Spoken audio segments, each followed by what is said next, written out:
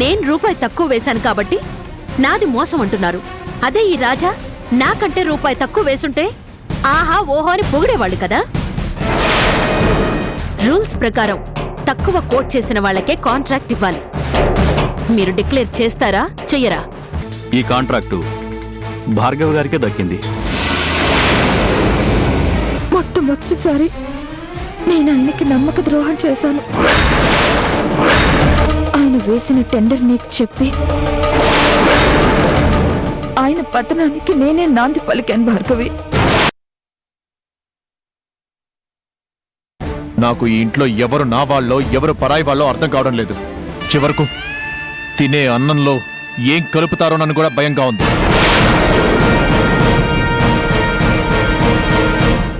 ఏంటండి ఆ మాటలు? నీకు తెలియదు. మనుషులు ఎప్పుడు ఎలా మారతారో ఎవరికీ తెలీదు.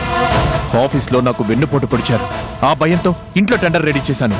కానీ ఇక్కడ అంతకు మించి వెన్నుపోటు పొడిచే వాళ్ళు ఉంటారని అర్థమైంది.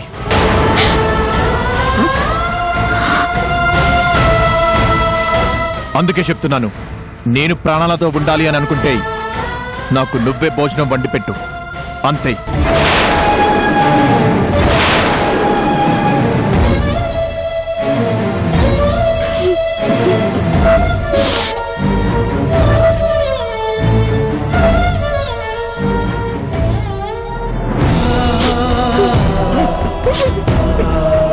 అమృత,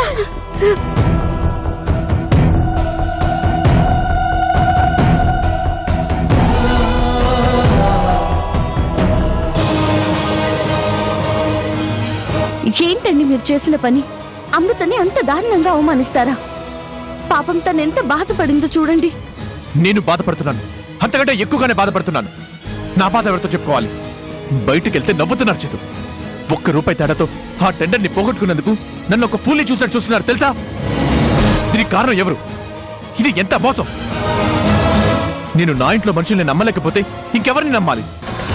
నేను నా మనుషులు అనుకున్న వాళ్ళే నన్ను ఇంత దారుణంగా దెబ్బతీస్తే నేనెవరి దగ్గర చెప్పుకుని అడవాలి? నిజమేనండి, మీ బాధ నాకు అర్థమైంది. కానీ అసలు అమృత ఎందుకు అలా చేసిందో తెలుసుకోవాలి కదా. తెలుసుకుని ఏం చేస్తావు? సంస్కరిస్తావా? ఇప్పుడు తప్పైపోయిందని ఆవిడ గారు లెంపలేసుకున్నా పోయిన టెండరు తిరిగి రాదు, తగలబడిపోయిన నా పరువు కూడా తిరిగి రాదు. పోయినసారి చావు దెబ్బతిన్నాను అంటే అది నా యామరపాటు. ఈసారి ఇంత దెబ్బతిన్నాను అంటే ఇది నా చేతగానితనం. కనీసం నా ఇంట్లోనూ నా వాళ్ళు ఎలాంటి వాళ్ళు తెలుసుకోలేకపోయాను అంటే ఇది నా చేతగానితనం కాక మరేంటి చేద్దు. అది కాదండి, అసలు అమృత ఎందుకు అలా చేసిందో మెల్లగా తెలుసుకోవాలి. కానీ ఇలా ఆవేశపడితే ఎలా చెప్పండి? మన అమృత ఎలాంటిదో మనకు తెలీదా? ఇప్పుడిప్పుడే అర్థమవుతుంది. తనకి ఏదో మూలన జలసి ఉంది. ఎక్కడో తనకి అన్యాయం జరుగుతుందన్న ఫీలింగ్ ఉంది. అందుకే తను ఆ భార్గవి చేతిలో కీలుబొమ్మగా మారిపోయింది. తనేం చెప్తే అది చేస్తుంది. లేదండి, అమృత అలాంటి మనిషి కాదు. ఇన్నేళ్ల కాపురంలో మీరు అమృతను అర్థం చేసుకుని ఇంతేనా? అంతా మంచి అనుకున్నప్పుడు అందరు మంచిగానే కనిపిస్తారు. కానీ ఒక చెడు జరిగినప్పుడే మనిషి వ్యక్తిత్వాన్ని అంచనా వేయాలి. అప్పుడే అసలు నిజం తెలుస్తుంది. ఇప్పుడు నాకు తెలుసుకుని విచారించాల్సిన అవసరం లేదు చందు. ఎందుకంటే నేను ఎంత నష్టపోవాలో అంతా నష్టపోయాను. డబ్బు పోతే పోయింది, మళ్ళీ సంపాదించుకుంటాను. కానీ నమ్మకం పోయింది, నా పరువు పోయింది. నలుగురిలోనూ తలెత్తుకోలేకపోతున్నాను. సరే, కూర్చుని భోజనం చేయండి. నాకు సహించట్లేదు చందు, ఏది సహించట్లేదు. అయ్యయ్యో తప్పండి, తినే అన్నం దగ్గర అలగకూడదు. జరిగింది వదిలేయండి, ముందు భోజనం చేయండి. వద్దు చందు, ప్లీజ్ అండి, నా కోసమైనా మీరు తినాలి. ఈ టాపిక్ ఇంతటితో వదిలేద్దాం. ప్లీజ్ కూర్చోండి, కూర్చోండి, కూర్చోండి.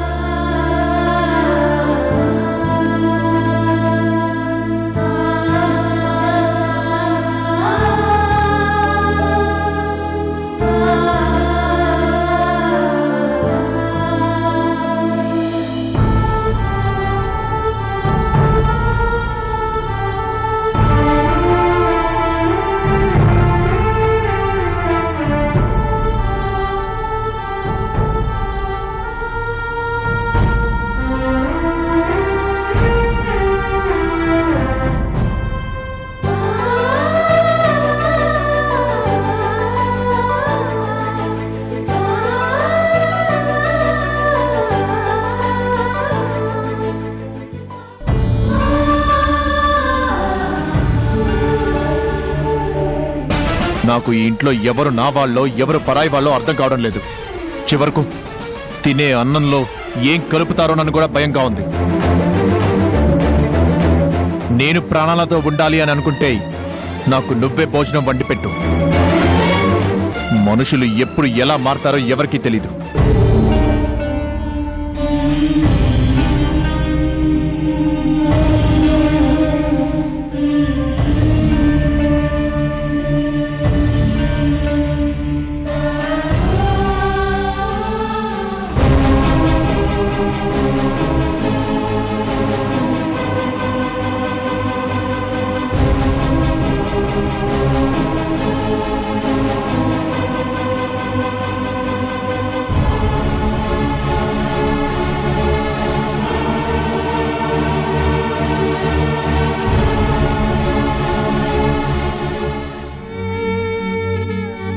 అమృత, ఏంటమృత నిద్రపోకుండా ఇక్కడేం చేస్తున్నావు? ఉదయం జరిగిన దాని గురించి ఆలోచిస్తున్నావా? అమృత, ఆయన గురించి నాకంటే నీకే బాగా తెలుసు. ఎందుకంటే నాకంటే నువ్వే ఆయనతో కలిసి ఎక్కువ జీవితం గడిపావు. జీవితంలో మొట్టమొదటిసారి వెన్నుపోటంటే ఆయనకి తెలిసేలా చేసింది ఆ భార్గవి. పులిలా ఉండే మనిషి ఎలా అయిపోయారో నీకు బాగా తెలుసు. ఆయన చేతుల మీదుగా ఎంతో మందికి ఎన్నో ఇచ్చిన ఆయన ఒక చిన్న కాంట్రాక్ట్ ఉంటే ఇవ్వండి అని అందరినీ నోరు తెరిచి అడిగే పరిస్థితికి తీసుకొచ్చింది ఆ భార్గవి. అలాంటి మనిషి నీ ట్రీట్మెంట్ వల్ల, మనమందరం చేసుకున్న పుణ్యం వల్ల మళ్ళీ తిరిగి మామూలు మనిషి అయ్యారు. ఎక్కడైనా విలువైన జీవితం పోగొట్టుకున్నారో అక్కడే తిరిగి వెతుక్కోవాలని ప్రయాణం మొదలుపెట్టారు. దానికి కూడా ఆ భార్గవి ఎన్ని అడ్డంకులు సృష్టించిందో నీకు తెలుసు. అన్నీ తెలిసినా నువ్వు మాత్రం తిరిగి భార్గవికి సాయం చేస్తున్నావు అంటే నిన్ను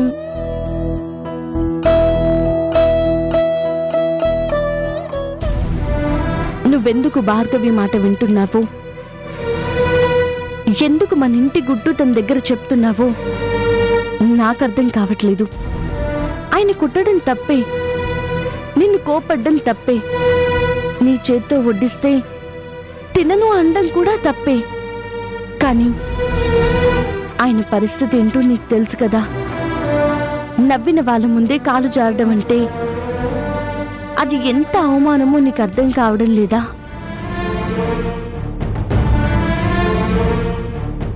ఏ కారణం లేకుండా నువ్వు భార్గవికి ఆ రహస్యం చేరేసుండవు. ఆ కారణం ఏంటి? భయమా, బెదిరింపా, లేక ఇంకేదైనా కారణమా? నాతో చెప్పమృత.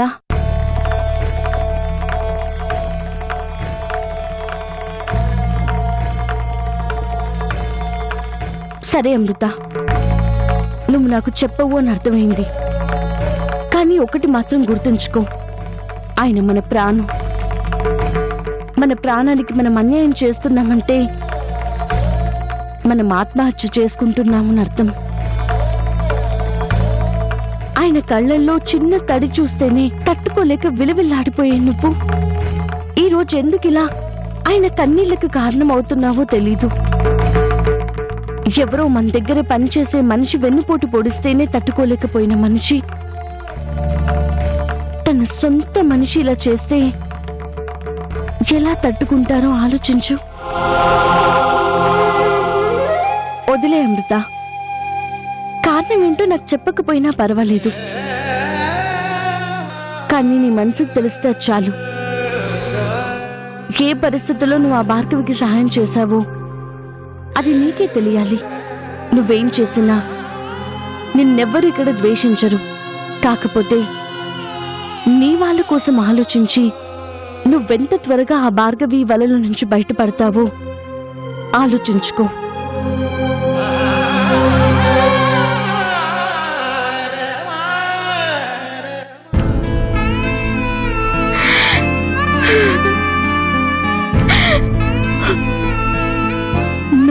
ఎవరితో చెప్పుకోవాలి చందు? నేను రహస్యం చెప్తే జరిగే నష్టాన్ని రూపాయల్లో కొలవచ్చు, కానీ నీ రహస్యాన్ని భార్గవి బయట పెడితే జరిగే నష్టాన్ని ఎలా కొలవాలి? నా బాధ ఎలా చెప్పుకోవాలి?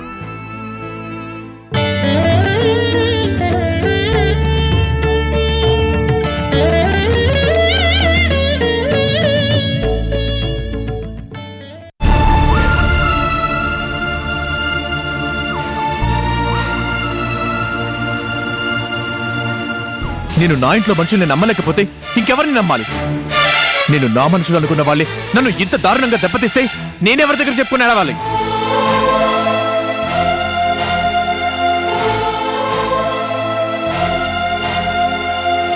కనీసం నా ఇంట్లో ఉన్న నా వాళ్ళు ఎలాంటి వాళ్ళు తెలుసుకోలేకపోయాను అంటే ఇది నా చేతగానితనం కాక మరేంటి చేద్దు.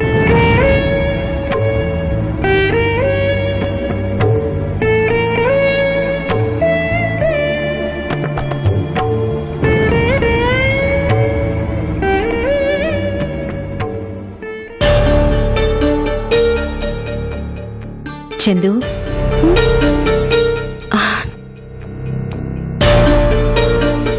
ఆంటీ, ఏంటమ్మా ఏమైంది? ఎందుకు అలా ఉన్నావు? ఒంట్లో బాగలేదా? ఒంట్లో బాగానే ఉన్నా ఆంటీ, కానీ నా మనసే ఏం బాలేదు. ఏమైందమ్మా? ఏం చెప్పమంటారా ఆంటీ? ఆయనకు ఒక పెద్ద టెండర్ మిస్ అయింది.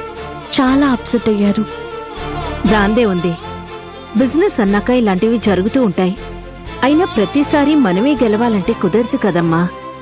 నిజమే ఆంటీ, కానీ మనం ఓడిపోవడానికి మన ఇంట్లో వాళ్ళే కారణమైతే? ఏంటి చందు నువ్వనేది? అవునంటీ, ఆయన టెండర్ మిస్ అవ్వడానికి కారణం ఎవరో తెలుసా? అమృత. అమృత? ఆశ్చర్యంగా ఉన్నా ఆంటీ, కానీ ఇది నిజం. అమృత వల్లే ఆ టెండర్ మిస్ అయింది. అది ఆయన భార్గవి చేతిలో ఓడిపోవడం జీర్ణించుకోలేకపోతున్నారు. ఆయన కోట్ చేసిన రేటు భార్గవికి అమృతే చెప్పేసింది ఆంటీ. ఆ భార్గవి ఎంత వెటకారంగా ఆ టెండర్ కొట్టేసిందో తెలుసా ఆంటీ? ₹1 తక్కువ వేసి టెండర్ లాకేసుకుంది. ఆయనకది చాలా అవమానంగా అనిపించింది. దాంతో ఇద్దరి మధ్య గొడవలు. ఒకరితో ఒకరు మాట్లాడుకోవడం లేదు. ఇల్లంతా నరకంలా తయారైంది. నేను నమ్మలేకపోతున్నాను చందు. అసలు అమృత అలా చేయడం ఏంటి? అదే పోయి భార్గవికి ఎలా చెప్పింది? అదే కదా అంటే ఎవరికి అర్థం కావడం లేదు. ఆ భార్గవి ఎలాంటి మనిషో, ఆ భార్గవి వల్ల ఇటు నేను అటు అమృత ఆయన ఎన్ని కష్టాలు పడ్డామో అమృతకి బాగా తెలుసు. తన వల్ల పచ్చని కుటుంబాలు సర్వనాశనం అయ్యాయని, ఎవరి సంతోషాలైనా ఆవిరైపోతాయని కూడా అమృతకు తెలుసు. అంతా తెలిసిన మనిషి ఎందుకు ఇలా చేస్తుందో అర్థం కావడం లేదు. ఇంతకాలం మేమెన్ని కష్టాలు పడ్డామా ఆంటీ? ఏదో దేవుడి దయ వల్ల అందరం ఒకటయ్యాం. మా అందరి మధ్యున్న అపోహాలు అపార్థాలు అన్నీ తొలగిపోయి కాస్తంత ప్రశాంతంగా ఉన్నాము అనుకుంటే అంతలోనే ఇలా జరిగింది చూడండి. ఆ భార్గవి ఊరుకునే మనిషి కాదమ్మా. సగానికి నరికినా పాము కాటేసే చచ్చిపోతుందట. ఆ భార్గవి కూడా అలాంటి మనిషి. కానీ అమృత తన వల్ల ఎలా చిక్కుకుందనేదే అర్థం కావడం లేదు. నేను చాలా అడిగి చూశాను ఆంటీ, కానీ అమృత నుంచి మౌనమే తప్ప సమాధానం దొరకడం లేదు. ఎప్పుడు లేంది అమృత మీద ఆయన చేయి చేసుకున్నారు అంటే ఇంట్లో ఎలాంటి పరిస్థితులున్నాయో అర్థం చేసుకోండి.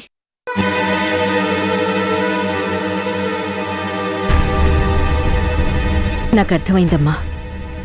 నేను అమృత్తో మాట్లాడతాను. నువ్వు మాత్రం ఈ విషయాలేవి నీ తలకెత్తుకోకు. సమస్యలు వాటంతటవే సర్దుకుంటాయి. నా మాట విని హాయిగా రెస్ట్ తీసుకో. జస్ట్ నాకెందుకు ఆంటీ? అమృత ఆయన బాగుంటే అప్పుడు నా మనసుకి ప్రశాంతంగా ఉంటుంది. అసలు అమృత ఎందుకు ఇలా చేసిందో తెలుసుకోవాలి. అది నేను తెలుసుకుంటాను.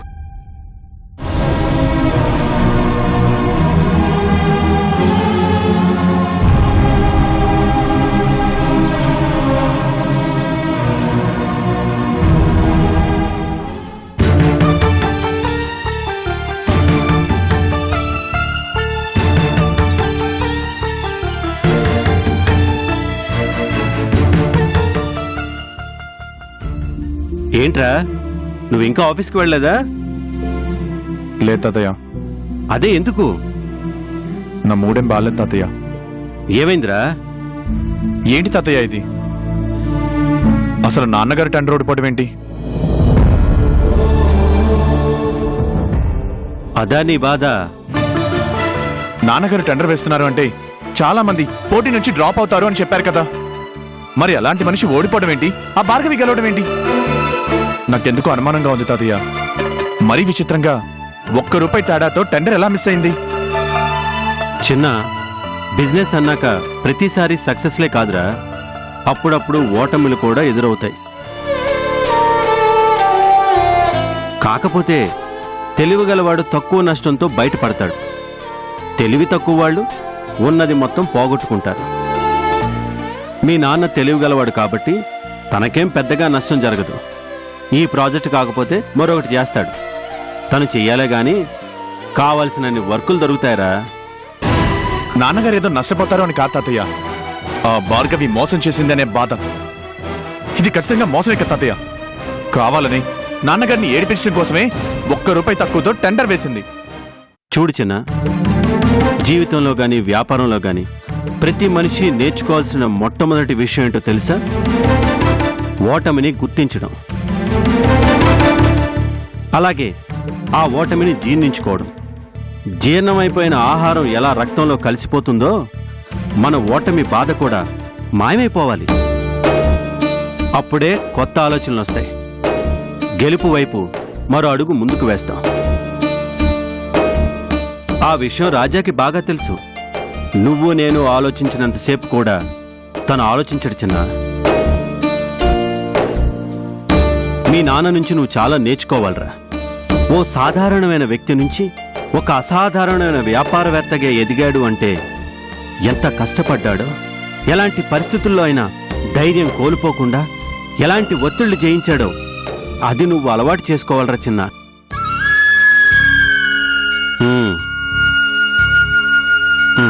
వెళ్ళు. మూడు బాగాలేదని, మనసు పాడైందని ఇలా ఇంట్లో కూర్చోకూడదు. ఆఫీస్కి వెళ్ళు.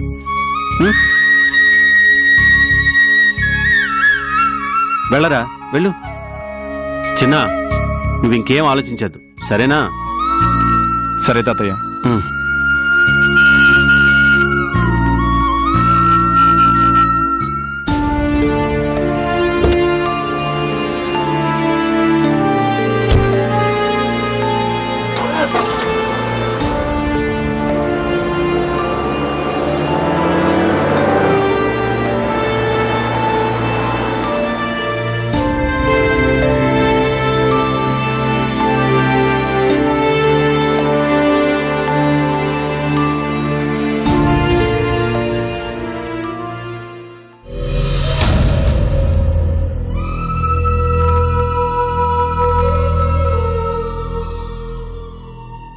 అమృత,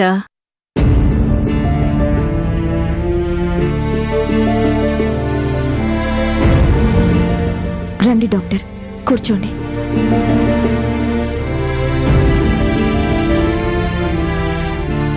మీరొచ్చారేంటి? ఫోన్ చేస్తే నేనే వచ్చేదాన్ని కదా. ఫోన్లో మాట్లాడితే తేలేది కాదని నేనే వచ్చాను.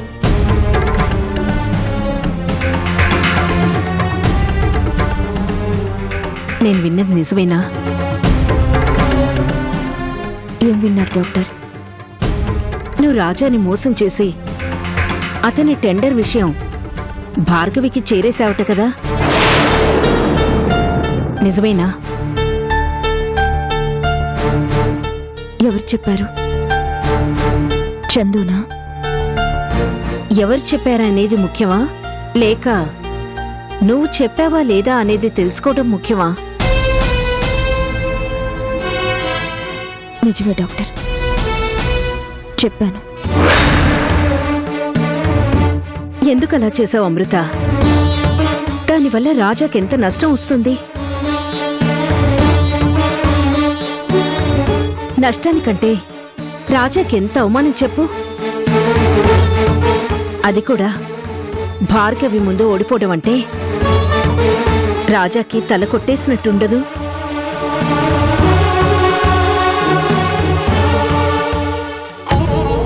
ఇంత తెలివిగల దానివి అలా ఎలా భార్గవి చేతిలో చిక్కావు అమృత? భార్గవి నీకు మీ కుటుంబానికి బద్ధ శత్రువని తెలుసు కదా, అలాంటిది తనకెలా ఇంటి రహస్యాలు తీసుకెళ్లి చెప్పావు? చెప్పే పరిస్థితి వచ్చింది డాక్టర్. నేను ఆ టెండర్ గురించి చెప్పకపోతే చాలా నష్టం జరిగేది డాక్టర్. టెండర్ పోతే నష్టం రూపాయల్లో చెప్పొచ్చు, కానీ అది చెప్పకపోతే జరిగే నష్టాన్ని మనం మాటల్లో వర్ణించలేం. అలాంటి పరిస్థితి ఏంటి అమృత?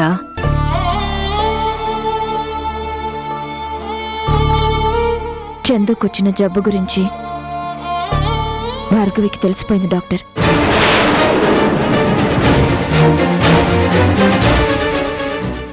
ఆగు చందు.